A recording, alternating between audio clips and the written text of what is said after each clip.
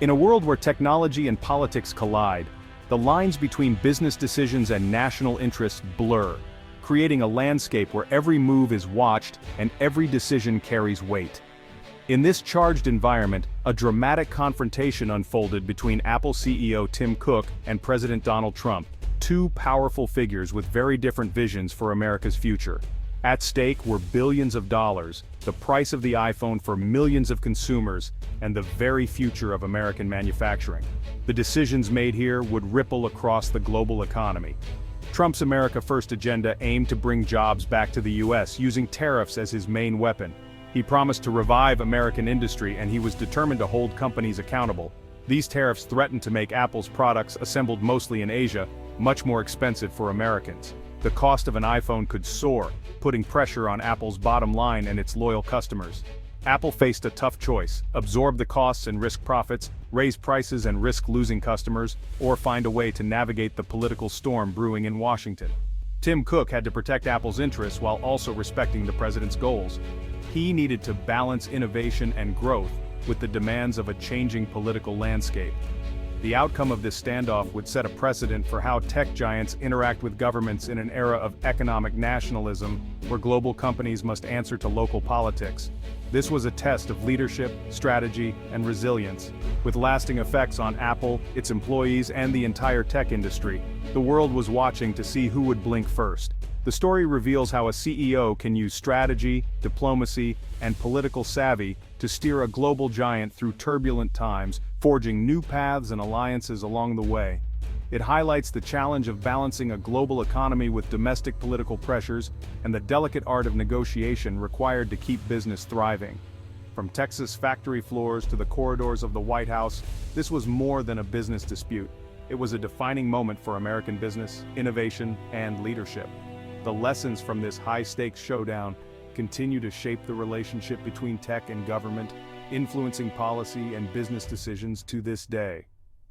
The stakes had never been higher, and the world would never be the same after this pivotal clash between power, technology, and politics.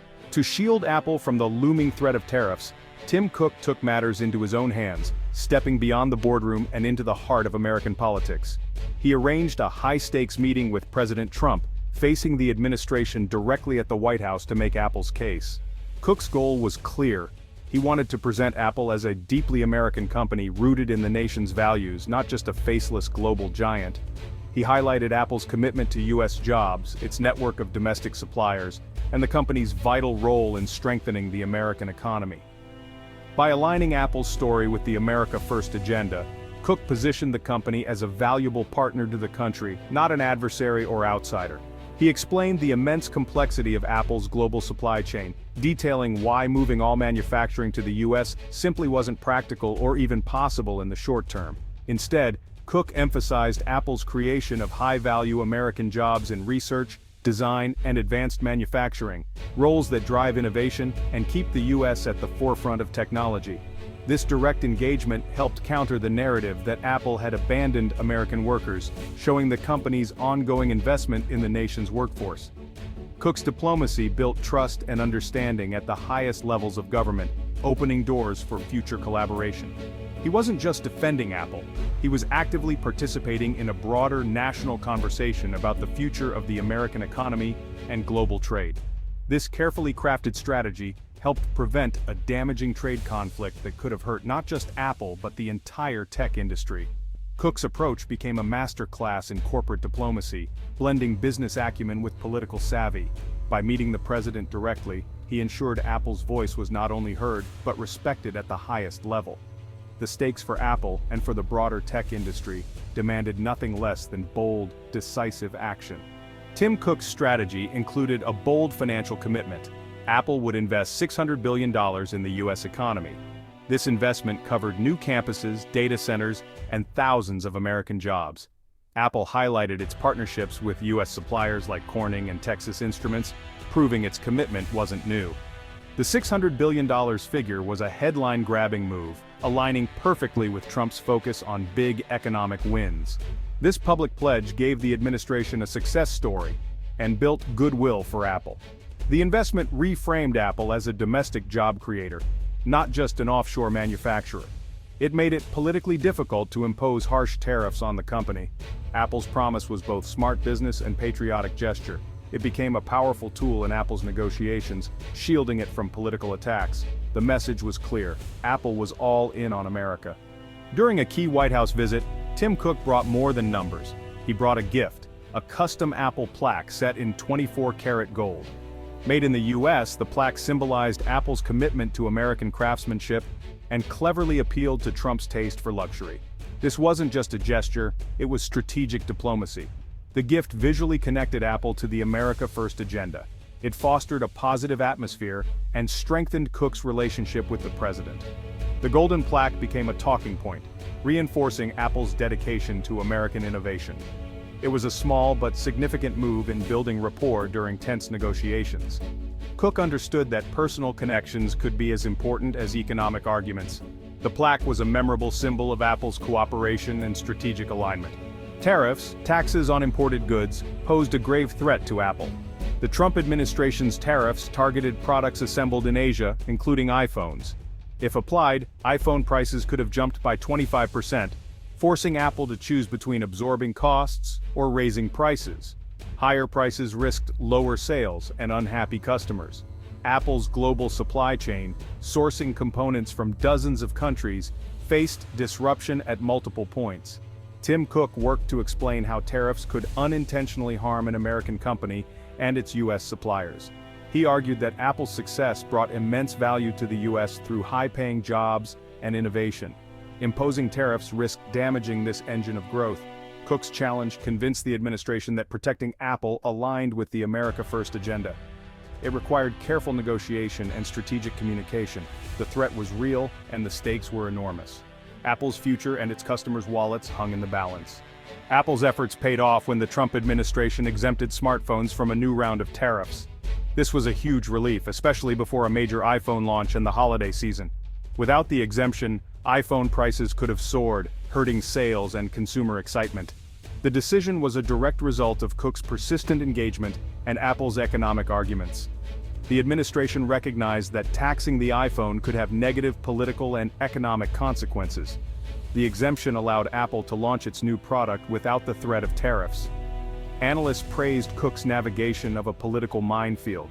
Apple protected its most important product and maintained a strong relationship with the administration. For consumers, it meant iPhones stayed affordable. For Apple, it was a validation of its strategy and a crucial win. Even after the iPhone victory, Apple still faced tariffs on other products and components. These remaining taxes cost Apple, but the company's global supply chain gave it flexibility to adapt. Apple's operational agility allowed it to shift production and sourcing, managing geopolitical risks better than most competitors. Its strong financial position provided a buffer, letting Apple absorb some costs without immediately raising prices. This resilience ensured stable pricing and continued investment in innovation. The lingering risk of tariffs was a reminder of the volatile world global companies face. Apple's experience showed its remarkable capacity for resilience. By combining a flexible supply chain, financial strength, and political savvy, Apple managed ongoing uncertainty. This ability to handle risk is key to its continued success. Investors and customers alike took notice. While Cook navigated the tariff crisis, a bigger challenge loomed: the race for AI dominance. Rivals like Google, Microsoft, and Amazon were making huge strides in artificial intelligence. Apple's Siri lagged behind, and critics questioned Apple's AI leadership. The smartphone market was mature. Investors wanted to see Apple's next big move. The future of tech is AI-driven, from personalized experiences to autonomous systems. If Apple fails to innovate in AI, it risks losing its edge. The pressure is on for Apple to deliver a breakthrough AI platform. Apple is investing heavily, but public perception and rapid competitor progress have created urgency. The company's future may depend on its ability to lead in AI. The world is watching Apple's next move. The Apple-Trump tariff showdown was a masterclass in corporate diplomacy, showcasing how business leaders can navigate turbulent political waters with skill and foresight. Tim Cook's direct engagement with policymakers, strategic investment in American jobs, and symbolic gestures like highlighting U.S. manufacturing protected Apple's most valuable product and further strengthened its American image in the eyes of both the public and the government. Cook managed the Made in USA demand not just by increasing assembly, but by expanding Apple's domestic footprint in high-value areas such as research, design, and advanced manufacturing, ensuring Apple's contributions were both visible and impactful. This approach carefully balanced national goals with the realities of a global supply chain, allowing Apple to remain competitive while meeting political expectations. The story is a reminder of the challenges ahead, especially as the race for AI leadership intensifies and technology becomes even more central to global competition. Apple must now apply its strategic vision and diplomatic skills to technology itself, not just to politics, as the stakes in innovation continue to rise. Its ability to innovate and lead in artificial intelligence will define its future, shaping not only products but the company's role in the next era of technology. The Tariff saga is ultimately a story of adaptation and resilience, showing how Apple can pivot and thrive even under intense external pressure. It demonstrates how a global giant can navigate political pressure, adapt its strategies, and emerge stronger and more unified than before. Leadership that is attuned to both economic and political currents is essential for success in today's interconnected world. The lessons from this high-stakes showdown will continue to resonate, influencing how companies approach government relations and global strategy. The challenge for companies and governments alike is to foster collaboration, encourage innovation, and build bridges that support progress on all fronts. With strategic leadership and a willingness to adapt, the path forward is not only possible, it's full of opportunity for those ready to seize it.